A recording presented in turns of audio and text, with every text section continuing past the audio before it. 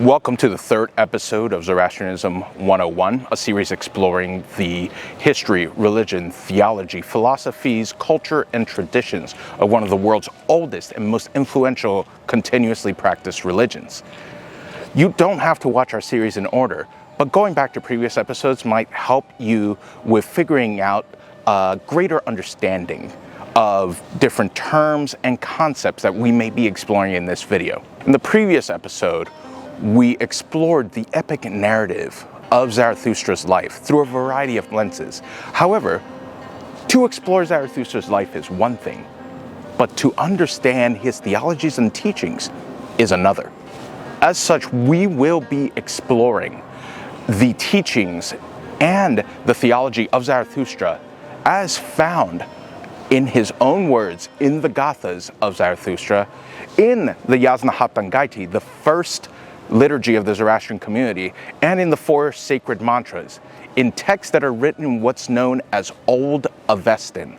Thus, we'll help you explore exactly what it is that Zarathustra taught in his own words, and also what the first Zoroastrian community believed in. So join us in this episode of Zoroastrianism 101.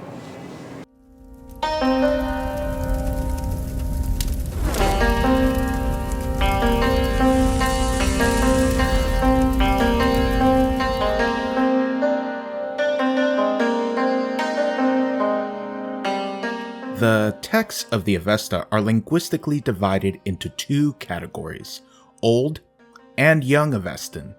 While the latter dates far after Zarathustra and is composed by many authors at various times, the former is the most grammatically cohesive and oldest form of the Avestan language.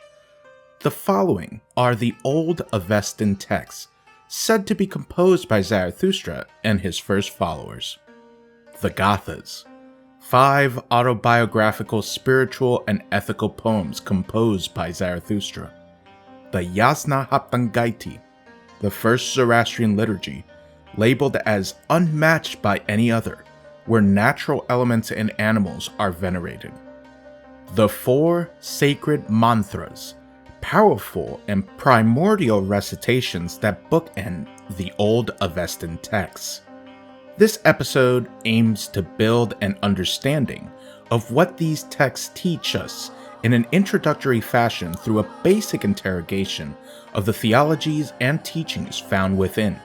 As such, let us begin with an easy question. What theological statements does Zarathustra make about himself? Zarathustra notes that Ahura Mazda, through Asha, made him powerful beyond comparison, a gift to existence, magnificent in his abilities and eternal. He has visions of the future and states that he and his followers are Zoroastrians, which means they who bring benefit. He welcomes the living to worship Ahura Mazda and works towards enlightenment through Asha. Zarathustra makes it very clear that none of this would have been possible without the blessings and support of Ahura Mazda, who willed him to be as he is. So then, what do the Old Avestan texts say about Ahura Mazda? Ahura Mazda is prosperous beyond compare, the greatest of all, the most powerful Ahura, the most magnificent master, the most beautiful and delightful, and is noted as a Ratu, which is a spiritual master or teacher, protector, counselor, artist, advocate of the impoverished, and supporter of the decent and destitute. Ahura Mazda provides rewards, blessings, invigoration, enlightenment, prosperity, justice, virtue, peace, harmony, spiritual teachings, constant aid, mercy, guidance, fathers with excellent sons, contentment, old and fresh wisdom, healing, swiftness to Vatavayu, the skies and the wind, and the clouds, sacred rites, and proclamations, mantras, what is desired, visions, and bounty. The metaphysical nature of Ahura Mazda is one of total omniscience, endless imaginal and creative power, and pure virtue. They are described as before what is, and the creator of what exists. Ahura Mazda is beyond being, space, and time. Ahura Mazda brought forth existence by emanating Asha from their mind and declared that the blessed realms should know the comforts of the light. Ahura Mazda's power never decreases or fades, and only develops further, despite being unchangeable and eternal. They manifest this power through spirit, flames, light, and blessings dispensed throughout time. Ahura Mazda set everything in its place, including the course of the celestial bodies and the appas, the waters, stars, and Huare, the sun. They cause the moon to wax and wane, fashion light and darkness, sleeping and waking, and develop life from spiritual to physical form, including plant and animal life. Ahura Mazda's relationship with the believer is one of mutual aid and constant friendship, where they take pleasure in elevating the pious. However, Ahura Mazda maintains eternal vigilance and can be disappointed by the actions of believers, sundering those who hate them. They designed mortals and free will, centering the power of choice as core to existence. Thus, force and coercion are rejected in favor of enlightenment and persuasion. Ahura Mazda fashioned the times of day, notably dawn, noon, and dusk, to remind believers of their duties and responsibilities.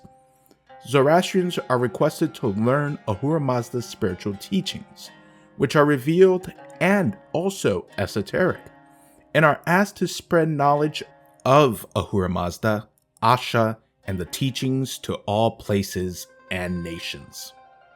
This summarizes what the old Avestan texts say about Ahura Mazda. What do they say about Asha?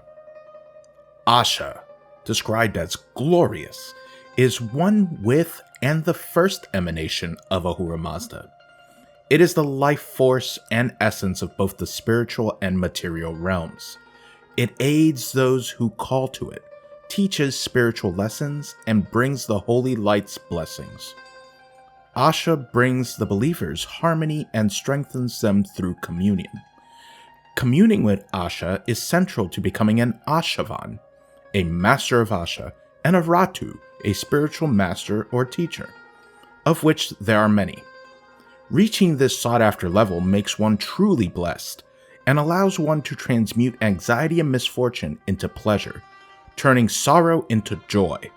This is done by following the threefold path of Asha, the most pleasant journey and the greatest and most upright path, through meditation on virtuous thoughts, words, and deeds in everyday life. This brings great blessings, an enriched intellect, and the highest bliss and comfort. However, to follow the threefold path, one must first choose to do so.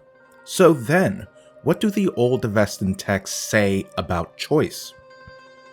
All mortals will reach the Shinvat Bridge, the Bridge of Choice, in this life and possibly beyond, and thus they must place utmost importance on how they choose things and why.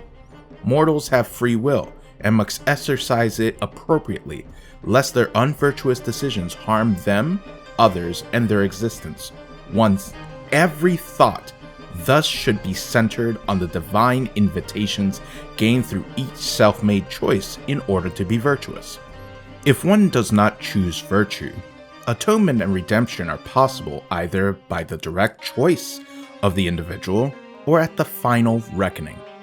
As such, there's always an opportunity to realign towards Asha through one's own choices.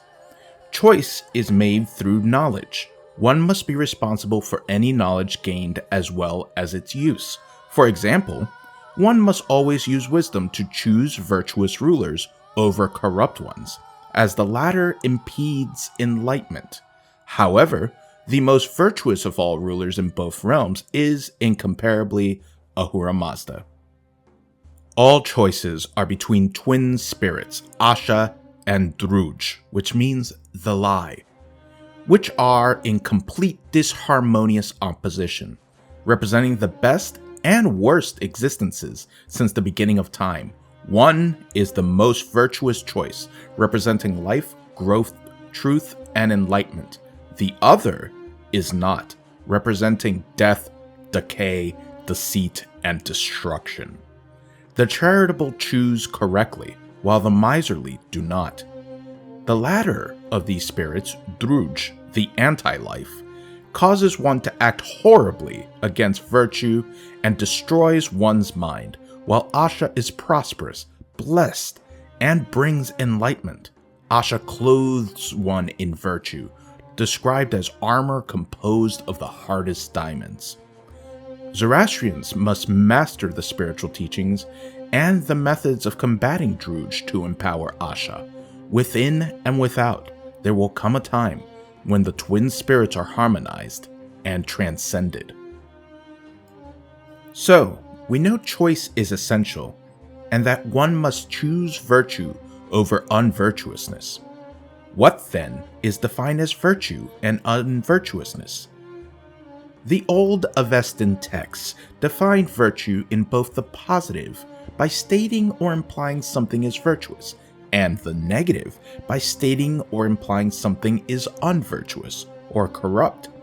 The following is what is considered to be virtuous, bringing believers closer to Asha. Acting virtuously towards the disadvantaged, providing comfort and spreading enlightenment. Feeding those who seek physical and spiritual nourishment, treating all, gender aside, as spiritual equals. Being charitable, hospitable, pious, devoted, loving, patient, and merciful, and supporting peace and justice. Choosing life and growth and working towards renovating what exists. Living harmoniously with and venerating cattle, wild yet harmless animals, and domesticated animals, amongst a few other things that are considered virtuous, which you can see here on screen. And now, this is what the old Avestan texts note as what must be avoided. Supporting Druj, oppression, tyranny, injustice, stuntedness, stagnancy, and ignorance, and spreading them. Engaging in savagery and living a life of destruction, not working towards peace and attacking Ashavans and the spread of Asha, being miserly, cruel, impetuous, brutal, greedy, a violent criminal, murderous, and deceitful, amongst a few others as well, seen here on screen. Thus, the Old Avestan text gives Zoroastrians a starting ethical and theological basis for their choices. However, they note that various beings support both Asha and Druj, thus believers must be aware of them. Who are they? Central to the forces supporting Asha are the Amesha Spenta, the Blessed Divines, who are a direct part of Ahura Mazda and emanations of Ahura Mazda's qualities, which Zoroastrians seek to emulate, and in a perfect state of enlightenment. These 7 Amesha Spenta are Spenta Mainu, the Blessed Spirit, the creative force that provides a long life. Asha Vahishta, Great Asha, the life force of existence and the sweetest refuge of both realms. Vohumana, virtuous thought, the key to unlocking the blessings of Asha. Armaiti, harmony, devotion's core that grants enlightenment, prosperity, vigor, and healthy breathing. Shastravarya, chosen authority, the divine power that provides aid to the believer. Huarvatat, wholeness, and Ameritat, immortality, intertwined and bringing nourishment to the believer. Along with the Amesha Spenta, various divinities are called Ahuras, lords, and Yazata, those worthy of worship. They are blessed, abundant, and harmonious with Asha. These are the 11 that are named in the Old Avestan texts. Sraosha, conscience, who strengthens the believer through the mantras. Ashi, reward, who provides riches, empowerment, and enlightenment to each according to their records. Atar, fire, the radiant aide who Ahura Mazda speaks his words before to share blessings with all and the patron of the first Zoroastrian community. Aryaman, community, who protects the fellowship of believers. Vatavayu, the skies and the wind, to whom Ahura Mazda grants swiftness and deprives the Drujvan of comfort. Appas, waters, who Ahura Mazda, companion of the Appas, set on their course. Verithragna, the smiter of obstacles, who protects the living. Mithra, lord of covenants, who watches when promises are made. Zam, the earth, who Ahura Mazda has set in her place. Warena, glory, who Shastra bestows. Ware, the sun, who is the most beautiful and highest of lights. Another category of being is mentioned by the old Avestan texts, Fravashis. These are the pure spirits, the core fires, and, of all, something comparable to the genius or daimon of ancient Rome and Greece, respectively, where they represent one's highest and purest self in the spiritual realm. Worship is offered to them throughout the texts, and mainly to the Fravashis of the Ashavans, to honor their saintly lives. However, all of these beings, as mentioned earlier, are opposed to the Daevas, those to be rejected, delusional anti-gods of the lowest spiritual natures who have chosen poorly and followed the dark path of Druj, of unvirtuous thoughts, words, and deeds. They and their followers, the Drujvans, masters of Druj, are choked by darkness and misery and are cursed to shun away from the light of the sun and devour only rotten food.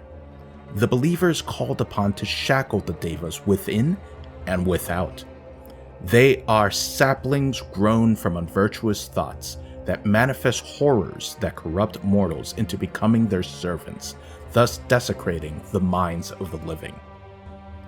Though the pallage of Druj and darkness is considered horrid, it is nonetheless finite, meaning that not even the Daevas will remain corrupted forever.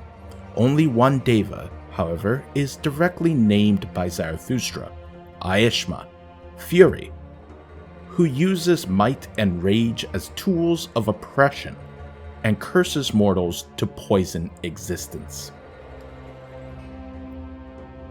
One being seems to call out for aid against the depravities and ravishes of Aishma, the spirit of the cow.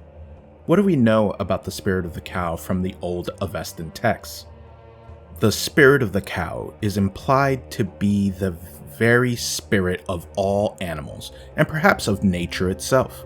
It asks Asha for a virtuous herdsman with discernment, diligence, and care, with blessed pastures instead of Aishma. The spirit of the cow requests this herdsman to have the power to cast away violence, and only Vohumana finds such a herdsman, Zarathustra. However, the spirit of the cow considers him an impotent and weak poet, and wishes for someone stronger. After some quick reflection, however, it chooses Zarathustra, since he's enlightened and charitable and can increase the herds and spread joy across the realms. What exactly are these realms? The old Avestan texts tell us there are two realms: Getig, the realm with bones, the material realm, and Menog, the realm of thought and spirit. Getig, in which all mortals were born pure, is brilliant and brings comfort to the faithful, and Menog, which existed before Getig in virtue and peace, enriches it and develops the mind. Regarding how to approach these realms, the first Zoroastrian community was convinced that working in unity and harmony with both realms and having access to both is essential for building an eternal Ashavic fellowship. It is also noted that there are 7 realms of the world, which could mean this planet and its continents, the material realm in general, or both the material and spiritual realms, a mysterious matter explored in later texts and a future episode of this series. Thank you for joining us for this third episode of Zoroastrianism 101. We hope it has been informative, entertaining, and insightful in multiple ways. In the next episode, we'll be departing from the shrouded times of Zarathustra and journeying through the recorded history of Zoroastrianism rather rapidly, I may add, starting with the rise of Cyrus, his Achaemenid dynasty, and the First Persian Empire, and ending with Zoroastrianism in the 20th and 21st centuries CE, the latter of which will have more of a focus in our final episode. So join us on this vast trek through Zoroastrian history on our next episode of Zoroastrianism 101.